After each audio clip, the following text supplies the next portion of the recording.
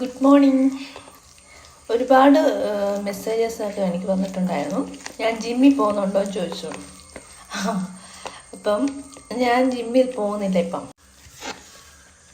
കഴിക്കുന്നത് പുട്ടും കടലയാണ്. ചെമ്പ പുട്ടും കടലയും.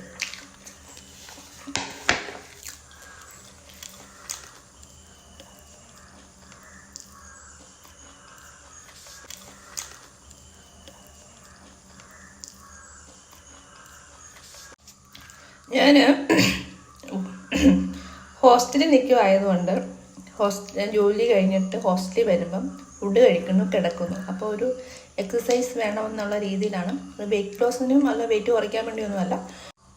അങ്ങനെ ഞാൻ ഒരു എക്സസൈസ് വേണമല്ലോ എന്ന് വിചാരിച്ചിട്ട് ഞാൻ ഒരു 3 മാസം ജിമ്മിൽ പോയി.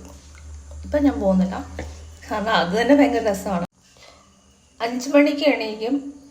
എന്നിട്ട് 6 മണിയാകുമ്പോഴത്തേക്ക് ഫ്രഷായി. അപ്പോഴത്തെ 6 മണിയാവും. പിന്നെല്ലാം റെഡിയായി പോയി കഴിഞ്ഞിട്ട് 6 മണി തൊട്ട് 7 മണി വരെ 1 മണിക്കൂറേ എനിക്ക് ജിമ്മിൽ കിട്ടുന്നുള്ളൂ. അപ്പം അത്ര എനിക്കൊരു മാറ്റമൊന്നുമില്ല. ഞാൻ ജസ്റ്റ് എക്സസൈസ് ഇപ്പം അതുകൊണ്ട് 3 മാസം പോയി. പിന്നെ ഞാൻ പോയിട്ടില്ല.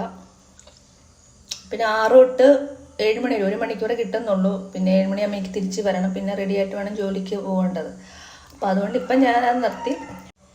എക്സസൈസ് ചെയ്യുമ്പോൾ നമ്മൾ നല്ല വിയർക്കണം. ആ രീതിയിലാണ് ഇങ്ങനെ എക്സസൈസ് ചെയ്യേണ്ടത്, കാര്യങ്ങൾ ചെയ്യേണ്ടത്. പക്ഷെ ഞാൻ വിയർക്കുന്നില്ലായിരുന്നു.